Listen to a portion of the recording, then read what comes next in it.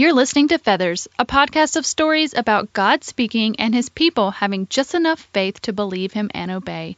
I hope these stories inspire you and encourage you to take flight in your own faith. I'm your host, Amy Bennett, and this is Season 3, Episode 5.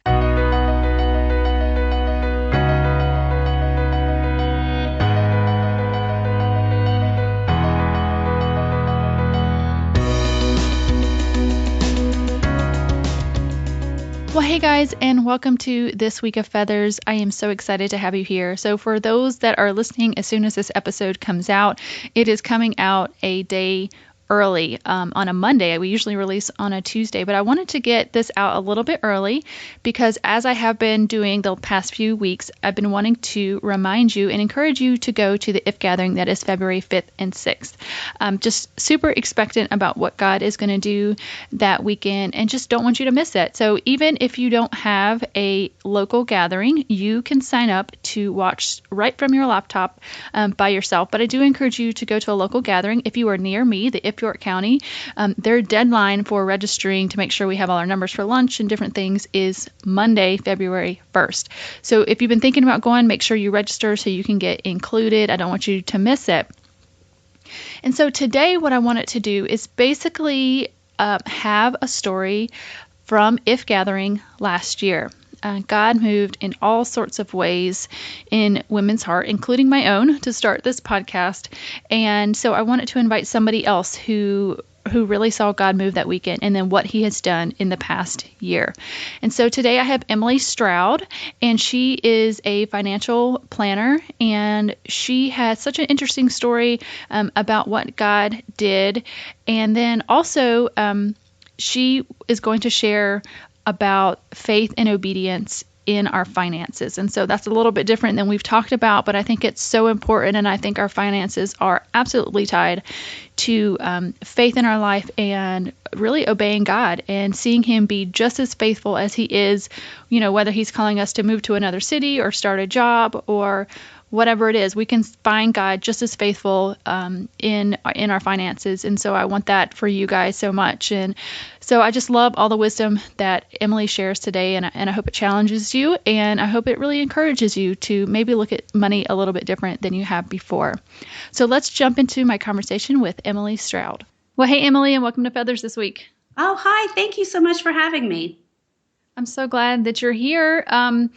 Let's start out, introduce yourself and your family, what you do, and all that fun stuff. Okay, great. Well, I live in Fort Worth, Texas, and I have 2 children. Avery is my daughter. She is 9 years old, and Graham is my son. He is 5 years old. I'm married. My husband's name is Casey. He's a pediatric dentist, and I am a financial advisor. That's awesome. I actually work for a bank. Do you really? I do. I don't do any banking things. I actually am in the IT department, way behind the scenes, making things happen. Well, those people are important too. Yeah. Well, financial advisors, it's a whole other world. So even though I work at a bank, I don't really, I know people assume because I'm at a bank, I know what's going on, but really I don't. Lots of questions. Sometimes. Yeah, I do. It's kind of like my husband's a dentist, so people ask me a lot of times about their teeth, and I have to tell them I really don't specialize in that. That's funny. I actually would love to know how to get your kids to brush their teeth. Oh my gosh. I don't know why that is such a struggle. It is. I don't know, even with your kids having a dad as a dentist, but I feel like my kids are going to be like 23 and I'm going to be like, did you brush your teeth today? I know. It's funny. It's true. Yeah, totally true. Well, I'm really excited to have you today because the past couple of weeks on the podcast, I've been pushing the IF gathering that is coming up on February 5th and 6th. And I ran into your story probably, about a month ago and saw that you really have, I guess what you could call a success story out of IF gathering last year. And I just love the story because it really, I know that God moved in a lot of different ways in a lot of different women's hearts at that weekend last year, including my own. That was the weekend that God really prompted me to, it was that last final push, like, yes, do this podcast. And I know it's moved in a lot of different women's lives. I know people who are adopting now from that weekend, who have created businesses, all kind of things. And so I think it's really fun to talk to you this on the podcast, before this coming If Gathering, because you actually ended up writing a book since the last If Gathering, and that really was a obedience thing for you and faith thing that started at If Gathering. So I would love for you to just share your story about If Gathering and how that played a part, but then also would love to jump into the topic of your actual book, Okay. which is about finances. And so I think all of that's tied into obedience and faith too. So let's just start with how the book came about from If Gathering last year. Okay, well, as you know, it's a pretty powerful weekend, and God clearly moved and spoke to many people. And for me personally, He just kept telling me, if you truly believe I'm real, you need to live out your faith more in a visual way. And I kept thinking to myself, what does that mean? What does that mean? And at the end of the weekend, I felt beyond a shadow of a doubt that God kept telling me, tell your story, tell your story. And so I left that weekend with this little nugget of tell my story, and I couldn't quite figure out what that meant. I'm not a writer. I'm a full-time financial advisor, and I am a mom, full-time mom as well. I do love to write, and I love to read, and I love books, and writing has always been an outlet for me, but I would never have considered myself a professional writer. And so the thought of writing a book never really crossed my mind at the beginning when God was saying, tell your story. And so I came home from that weekend. I was talking to my husband, and I was like, I just don't know what this means. And he said, well, I think you're supposed to write a book. I've been telling you that for years. And I kind of blew it off because I thought, really, that's not very practical or realistic. And so fast forward about 5 or 6 days, and I got an email inviting me to go to She Speaks, which is Lisa TerKeurst's weekend conference for aspiring writers and speakers in the Christian arena. And the weekend is all about teaching women more about living out their calling, whether that's through writing or speaking or blogging. And you also, I love that we were there together and we didn't even know it. I know, it's amazing. And I met so many great women that weekend because we all were there with the same passion that we felt God calling us to do something that was way bigger than us. And we didn't know how we were going to do it. We just knew that we felt like beyond a shadow of a doubt, this is where we were supposed to be. And so it was a big step of faith to even sign up for this conference because I really thought it was for people that had lots of experience. And I was a total rookie, and I would just go there and see what God had for me. And so I did start writing because I didn't know what else to do. So I just sat at my computer and started writing, and I ended up writing a whole memoir. It actually had nothing to do with finances because I thought that's what God was telling me to do. I thought tell your story means tell my personal testimony. And so I spent a few months doing that, and it was really hard work and emotional, and I just poured my heart out. And to be honest, I believe that was part of the process as well. That was my way of just pouring everything out that I had inside of me that I still needed to deal with. And there was a lot of healing that took place in that. And around May or June, God said, that's wonderful. That's done. Now that's in the past. That no longer defines you. Now you're going to move forward. And I felt like He was telling me I was supposed to teach people how to live a more fruitful and peaceful life by learning to manage their money wisely. And I realized that that was really my unique gift set. I am a woman, I'm a mother, I'm a wife, but I'm also a financial advisor. And so I have a lot of experience and knowledge that most people don't have in this unique arena. And so I felt like that was what God was saying, is that so many people are desperate and hungry for this message, and they don't know where to start with their finances. It overwhelms them. There's so much fear and anxiety related to topics of money. It's one of the top 3 reasons that couples actually argue and divorce. Issues with money do not discriminate among single people, married people, widows, race, ethnicity. Everybody has an issue with money. So I just felt very strongly that that was really the next step for me. So I moved forward with writing the book proposal and went on the airplane to North Carolina with lots of fear and excitement all wrapped into one. I'm sure you felt the same way.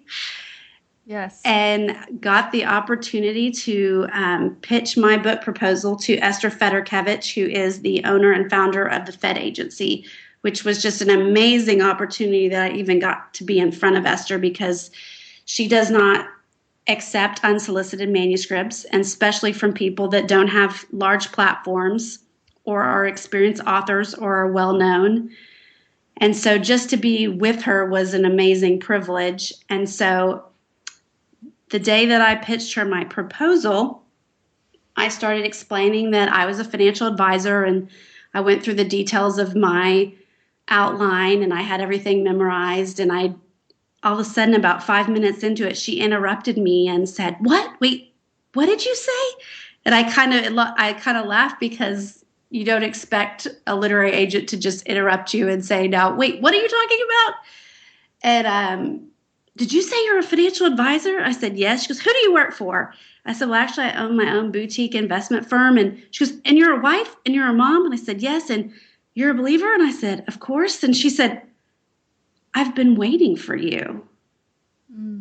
That gives me chills. And I honestly, Amy, I didn't know who she was talking to. Because we were in a hotel ballroom, and it was divided up into about 4 quadrants. So there were people coming in and out. And by no means did I ever think in my wildest imagination that she was waiting for me. I was waiting for her to tell her my story and my vision and what I felt God was leading me to do. And she turned out, she said, and I knew this, but she reiterated it. She worked for Dave Ramsey in his publishing department for 7 years. And then she left and started her own literary agency in 2003 in Austin, Texas, when she started to have a family. And she said, I have felt so strongly that we need a female voice to talk about finances from a biblical worldview, and someone that's relatable, and someone that is a person that has integrity and that will create a sense of peace in this arena, and not so much fear and anxiety. And she said, you don't understand. I've been looking for you for 13 years, and the rest is history. So we moved forward fast and furiously and finished this book in record time, which was only a result of God just intervening in miraculous ways. And we put the book out on January 5th, and it's called Faithful Finance: Money Essentials and Biblical Principles. Well, I'm just telling you, like, I'm tearing up listening to this. I mean, I'm just thinking of everything that came before If Gathering. Isn't it, how many years have you done? 17 Mm-hmm. years. I mean, just 17 years of preparation. I think about like David and shepherding, and like the number of years that it takes God to prepare us. And then that simple command, tell your story. And I think it's so interesting. He didn't say, go write a book. No, he didn't. Said, and that's tell your story. Yeah. And, it wasn't just 17 years. I've thought about this too. That's how long I've been an actual financial advisor. Prior to that, I got an undergraduate degree from Texas A&M, and then I went on to TCU and got an MBA. And then I spent a lot of years studying for all my securities licenses and my insurance licenses. And then I became a CFA charter in 2002, which took me 4 years. And throughout that time, not only was I working on my career and my credentials, but I also struggled a lot in my own personal life with my faith and it becoming my own into my adult years. And I struggled with health challenges and just the sanctification process that I went through of realizing that I'm totally and 100% dependent on God and not my own strength. So that was part of the process too. So all of the different seasons that I have gone through, I truly believe prepared me for such a time as this. I love that. I think it's so, I'm a working mom too. And so I think sometimes for us, we're in the corporate world and we're thinking, Lord, like, what am I doing for you? Like, Mm-hmm. I'm doing something so it feels almost worldly, but really it isn't. It's tied to what he wants to do in another season. Exactly. Yeah. And I just think that's so beautiful. And so I do want to get into the topic of finances, because I do think that it is tied to faith, and I think it's tied to obedience. Absolutely. And I would love for you, for maybe people that are struggling to understand the tie between finance and faith, if you would just talk about that a little bit. Okay, I'd love to. And this is one thing I really want people to understand if they get nothing out of this conversation today, is that how you steward, which just means how you manage, that's a financial word for manage your money. It's much more of a heart issue than a monetary issue. Money is a tool to be used wisely. It really can be a blessing to you. And I truly believe if you are obedient to God's plan, you will be blessed, and you will also be able to bless others, which is the most important thing to realize. Also, I want to say I am not preaching a prosperity gospel. I'm not saying if you read my book and do everything that I say, you're never going to have struggles or trials and God's going to bless you with wealth beyond your wildest imagination. That's not the message at all. However, there are so many practical tools for financial planning that are in the Bible, and God does have a best practice for how to manage your money, and He wants it to be a positive thing in your life. He doesn't want it to be something that causes you fear and anxiety, and part of that is realizing that He really does control everything. It really is all of His. We are just managing it while we are here. So if you'll stop and step back and look at it for more of a faith issue than an issue that causes fear, I think it will radically change your perspective on money. I think that's so good. Another thing I didn't mention is that, we've been planning to talk for several weeks. And then out of the blue, my pastor this past weekend talked about finances. So I was like, oh, God, I'm trying to, starting to take this a little personally here. Right. What are you telling me? Yeah, because it's been coming up. But I was just reminded again about what you were talking about. It's an owner manager issue, that he still owns everything. And as managers, if you're a manager at a store, you go to the owner and say, how do you want me to manage this? Exactly.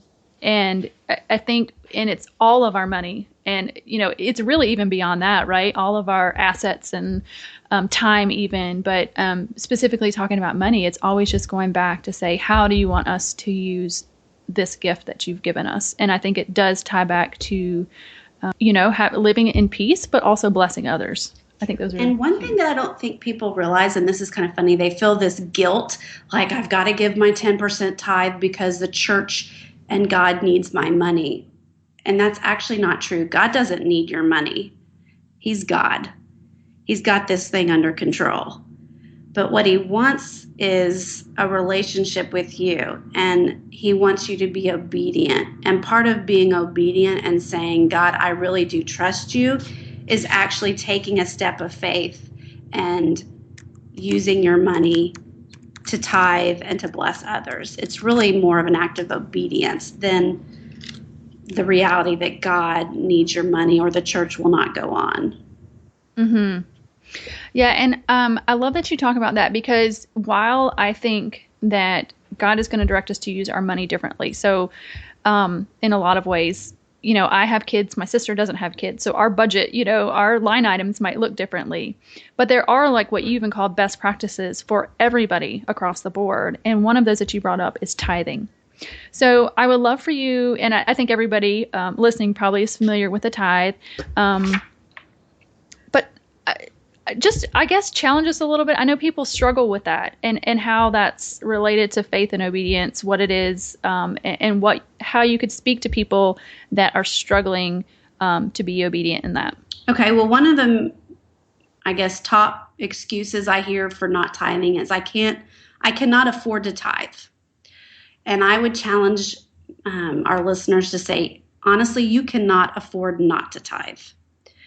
Because if you are faithful in a little, then God will allow you to be faithful with much. But if you are not faithful with the little bit that you have now, why in the world would He entrust you with more? So by taking one step forward, just a small step with the faith of a mustard seed, and saying, on my next paycheck, I'm going to take 10% off the top. I'm going to take that 10%, I'm going to tithe. I'm going to do it before I pay my bills and before I pay myself, which I call saving, or do anything else. I'm going to do it first. And I'm just going to take this one small step of obedience. And what I would say is just expect God to show up. He will bless this. And I think you'll be amazed at how your needs will be met. And then I have seen it over and over again. The more obedient you are with the finances, the more you will be blessed. And those blessings can look different for everyone, but it is just a step of faith.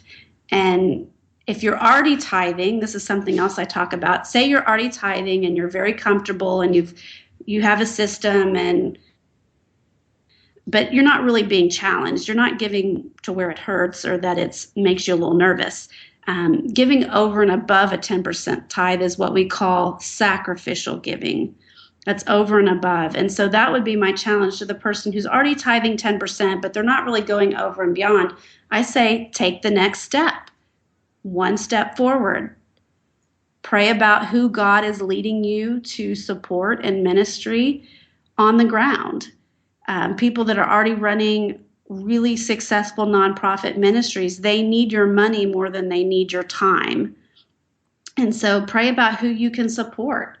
And then once again, expect God to show up. And it's really exciting to see how people's faith grows. And honestly, their focus changes from their self in an inward perspective to an outward perspective. And it's just really interesting to see how when you change your perspective about your money, a lot of things change in your life as well.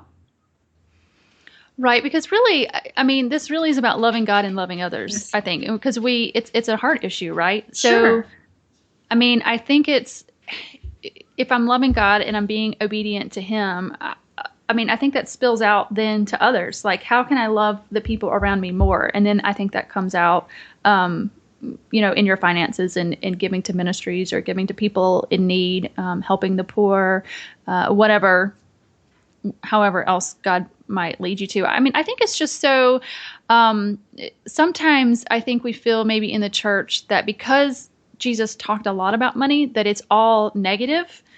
But I think that God uses money to build His kingdom, because you need money to take care of people. So I think it can be used in a very positive way, but I think it's making sure that we have priorities right, and then we're using it for that purpose. And one thing I'd like to add, and this is one of the biggest misconceptions I see, people take this verse out of context.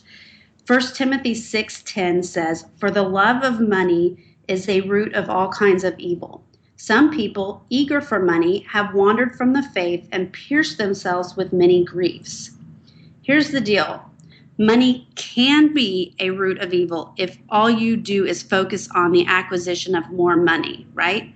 That involves selfishness, greed, fear of not having your own needs met. That doesn't mean that money is the root of all evil. Money is a tool, and God can use it so abundantly and multiply it and bless it. So do not think of money as this negative thing. There's also this misconception that building wealth is bad, that rich people are greedy. Nothing could be further from the truth. Some of the wealthiest people I know are the most generous people I have ever met in my life. Some of the greediest people I have ever met in my life have the fewest resources because they don't want to work. They don't see their money as something to use positively. And so there's a lot of misconceptions out there about the fact that money is not the root of all evil. It can be, but it is not the root of all evil. That's so good. Thank you. That really is good. And I think it really just comes back to that holistic view of money, of that it's God's, and what do we want to do with it? Do we want our money to, align with God and what He wants to do to build His kingdom? or do we want to use it for selfish purposes? And something I talk about in my book, and I love this, there's kings and there's priests in God's economy. And kings are the people that work and create wealth, and they provide the monetary resources to support priests. And a priest is not just a pastor in a pulpit ministry. A priest is the executive director for World Vision, all the different people that are running nonprofit ministries around the world, and they are successfully running those ministries. What they don't need from us is a week-long mission trip to make ourselves feel good and take pictures and put on Facebook about, look how great we are. We spent a week in Ethiopia. What they need is money to further their kingdom causes. So if we will see our roles as uniquely different and all part of the body of Christ, we could radically change the world. That's so good, because I mean, I think again it goes back to people that are sort of maybe even in a corporate setting or retail or whatever, and you're like, how is my part really building the kingdom? But it's exactly like you say, those are the kings that are providing resources for people that are on the ground, and it's so vital to the body of Christ. Exactly. And it's not just our family's needs. There's a whole world of need out there, and they need our resources. And the more we can work and create wealth and build resources and give it away to support them, I guarantee you know what's going to happen? You're going to make more money, and you're going to give more money away, and it's going to build more kingdoms. And I promise you that you cannot outgive God. Absolutely. So I want to talk about a topic that has come up a lot that actually some people feel like it stops them from being able to be generous, and that is debt. Sure. So I actually have asked some people to bring in their questions for you, and let's talk about one question about debt. It says, debt is such a common, normal thing these days, and I know not all debt is bad. From a faith standpoint, what kind of debt is considered bad? Okay. Bad debt and good debt are two different things. In an ideal world, we would have no debt. But the reality is most people cannot afford, as a newly married couple or a young family with children, to pay cash for a house. However, if they continue to rent a home indefinitely and never make an investment into a home, which is a house or a condominium that is an appreciating asset, then they will never own a home and be free from debt. They will always be a renter and will always be a slave, basically, to the owner of the home. And so I do not consider a mortgage a bad debt. However, it must be done in a responsible manner. And this is one of the topics I discuss in pretty lengthy detail in my book. What does that look like? And so the first thing you need to do is have a very detailed budget, figure out all of your monthly expenses. I don't recommend that your monthly housing expenses account for more than 25% of your monthly income. So in order to do that, you need to have a pretty detailed budget. You also have to remember all of the expenses related to homeownership. It's just not that one mortgage payment. There's property taxes and there's utilities. And if you live in a condominium, you might have homeowners dues, building fees, that sort of thing. So you have to make sure you remember all of the expenses that make up the total cost of housing, and then how does that relate to your budget. And I recommend going through this exercise way before you ever even begin to shop for a house, because it is so easy to fall in love with a beautiful home that's really out of your price range that you can't afford, but you justify in your mind, if I just stretch a little bit, then we can have this bigger, prettier home. And that's where the trap happens. That's where we get into trouble, is we go shopping for homes that we can't afford, and then we fall in love and picture our furniture and our children running around in the backyard. And the next thing you know, we're house poor, is what they call it. We're in over our heads as far as expenses that we can't really afford. Okay, so I love the point that you talked about is that it's appreciating, it's an investment. And I think that's a little bit different than maybe what you would consider bad debt. Would you consider a car loan because a car depreciates? That would a car loan would be considered a bad debt? Yes, I consider credit card debt, especially, that's the number one bad debt, because if you're buying things on credit card, you're just simply buying things that you don't have money today to afford. So you're buying and spending beyond your means. So that's the number one bad debt. That's pretty self-explanatory. And a car loan too, I think that's bad debt as well, because a car depreciates in value. There's an argument that, well, if I don't buy a car, then I can't have transportation and I can't get to work and I don't have it and I can't provide for my family. And I understand that. So once again, if the only way you can purchase a car is to have a car note, then you really need to be prudent about buying a car that is really, really affordable and not, once again, get into the trap of buying the fancy, expensive car because it's shiny and pretty and you fall in love. So if at all possible not to have a car debt, I think that is best, because it is never going to be worth more than the day that you buy it. So it's not an investment, it's an expense. Okay, so we have good debt that would be like appreciating like a mortgage in your home. We have bad debt like credit cards and car loans. But I know a lot of people are in that situation, and a lot of people are trying to struggle. We talked about tithing, and here we are with debt. So there was this question that another person asked. It says, I struggle with knowing how to balance paying extra towards debt versus paying extra to the church. So for instance, if I have $100 of extra funds, should I give it all to the church, assuming that I'm not at a 10% tithe yet? Or should I give 50 to the church and 50 to pay down principal in a debt? Or should it all go to debt, knowing it will enable me to give more in the future? So how do you balance that? I think just like your monthly budget, even if you have credit card debt, I think the rule of thumb is, and this goes for a bonus like we're talking about here, extra income that comes to you unexpectedly. The first thing you do is you take 10% and you tithe. You do that before you do anything else. If you are in debt, then I would say the remainder goes to paying off your credit card debt. I also like to tell people when they ask me, you know what, I have credit card debt, but I'm also trying to build up a cash reserve. My discretionary income, which is income you have left over at the end of the month to allocate to different goals, what should I do? Should I put it all towards debt reduction or should I save? And my answer is both. So in that case, I would take that $100, I would give 10% as a tithe, and then the 90% I would split equally between savings goal and debt reduction. Okay.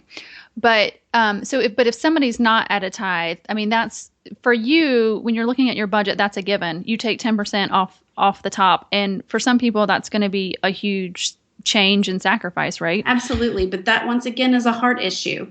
And so it's a disciplined way to manage your money. And I've seen it time and time again in my practice that if people start to see that as a non-negotiable, and that's just part of who we are and what we do, it turns out that God blesses that. And I've seen it over and over again that He has blessed their finances because they chose to be obedient first. They had faith and they said, this is what God tells us to do. And I believe that He is God and I am not.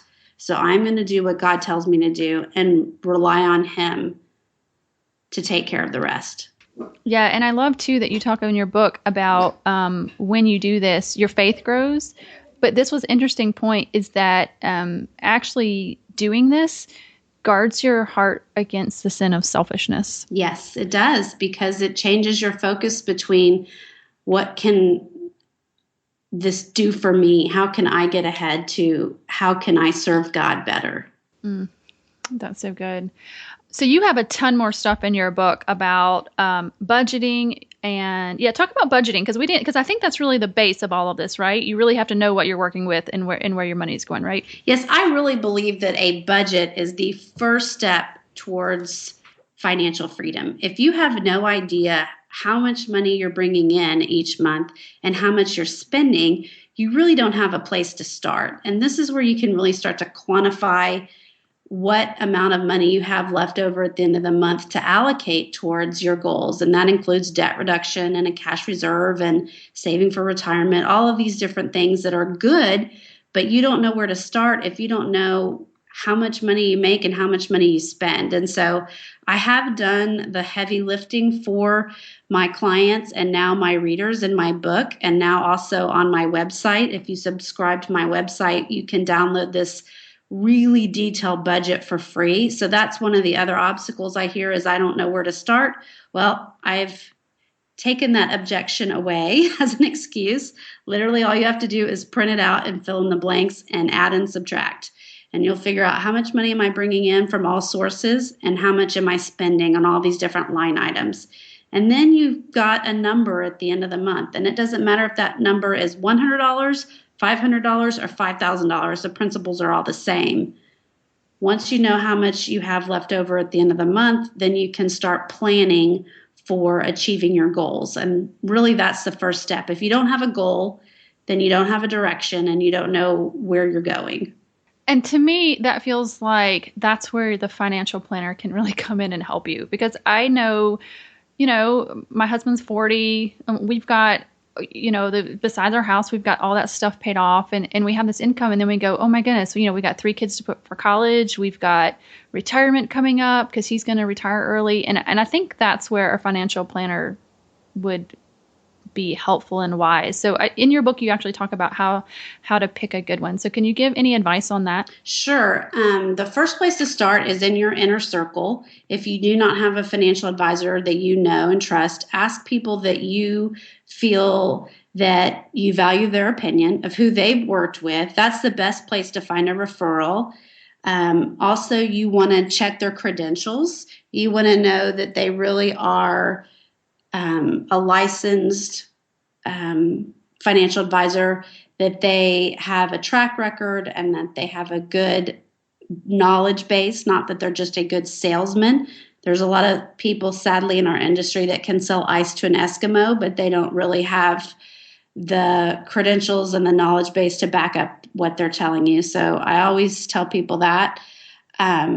But yes, another thing that a financial advisor does is they just facilitate communication between a husband and a wife.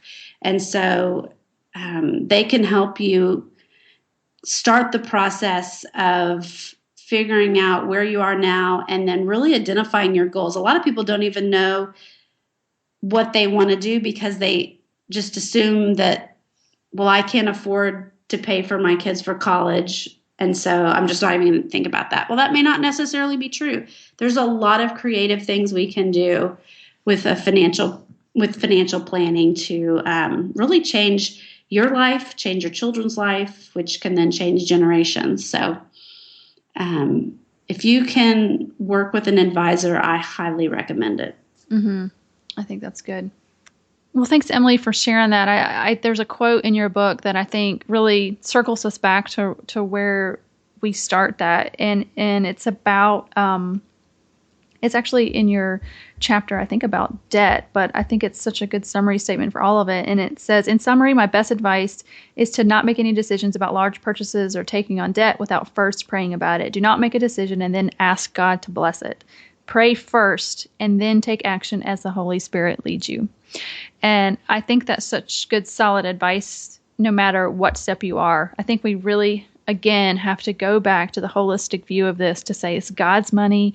Lord, what do you want us to do with it? And I think, his principles will automatically come out of that, tithing and no debt and all of that. But just always just starting with prayer first. Absolutely. And there's so much more to financial planning than just tithing and making sure you're not in debt. There's long-term care insurance and life insurance and disability insurance and making sure you have a cash reserve so that you don't fall into the trap of getting into debt when you have an unexpected expense.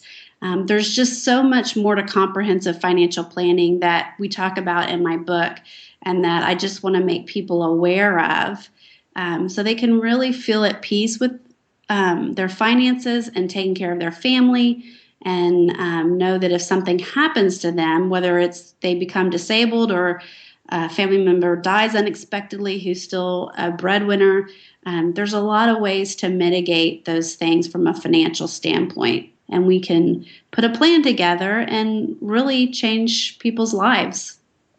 That's so good. Well, I'm so thankful for people like you that can help the other of us that have no idea what we're doing. So I'm so glad that you were obedient, at If Gathering last year to share your story. And it's been amazing to see what's just happened in a year. Well, thank you. It has been a really great, exciting year for me. So thank you for having me today. I'm honored to be here. Oh, you're welcome. So as we close, can you share how people can find you maybe online and find your book? Of course, I'd love to. My website is www.emily, E-M-I-L-Y-G, Stroud, S-T-R-O-U-D.com. So emilygStroud.com. You can purchase Faithful Finance, Money Essentials and Biblical Principles. On my website, I have a link for my book. There's an online bookstore there, or you can simply go to Amazon and you can purchase either a hard copy of the book, hardback copy, or you can get a Kindle or Nook version if you prefer to download an electronic version.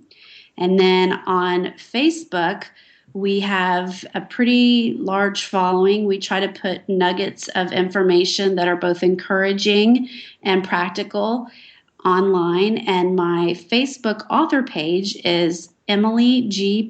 Stroud, MBA, CFA. And so I'd love for anybody listening today to go on to Facebook and start following us there. I think you'll find it to be a really practical, encouraging place to land at the end of the day. All right. Well, thanks again. My pleasure. Well, I hope you guys enjoyed that interview with Emily. I know I really enjoyed talking to her. And the first thing about her story that I want to remember is just following those little prompts that he gives us. So as she talked about, getting to her book, the first thing that she had was just tell your story. And, she didn't shrug her shoulders and wonder what that meant. She talked to her husband, and then she just started writing because she didn't know what else to do. And then she said yes to She Speaks, not really knowing what was in store. And so God never really gave her a grand plan, but he did give her little nuggets to follow. And I think it's an important lesson from the story is for us to believe that those little nuggets are God and to follow them even when it doesn't make sense. God is working it all together, but he wants us to do it step by step. So whatever little nugget God might be giving you, especially if you get it at If Gathering, just believe it and follow it. And as we think about finances, I just want to encourage you, no matter where you are, you might need a mind shift about being a manager of God's money, or you might need to write a budget, or you might need to start tithing, or you might already be tithing and you need to begin sacrificially giving. Whatever your next step is, or what it seems to be, I just want you to stop and pray and ask God, what is that next step? God knows where you are, and he knows where you need to go next, just to build that faith and build the obedience and really, at the end of the day, build his kingdom. So what does a step of faith look like for you? And I'm just praying that you would have faith to walk in that, to be obedient. And then, like Emily said, that God will show up. He will. Just like Emily, I've seen it over and over that when we approach our finances like a manager and take steps of faith, even when it hurts, that God is so, so faithful to us. So once again, I want to remind you to sign up for the If Gathering. I don't want you to miss it. So go to ifgathering.com and you can search for a local gathering or sign up to be a host on your own. I also want to remind you of the store. It's been so fun this week to get t-shirts out to people and see their excitement for those. And I also added journals this week, so I want you to check those out. Those are really fun. So I really appreciate the support for the podcast and help getting these stories out to more people. So guys, thanks so much for listening, and we'll see you next time on Feathers.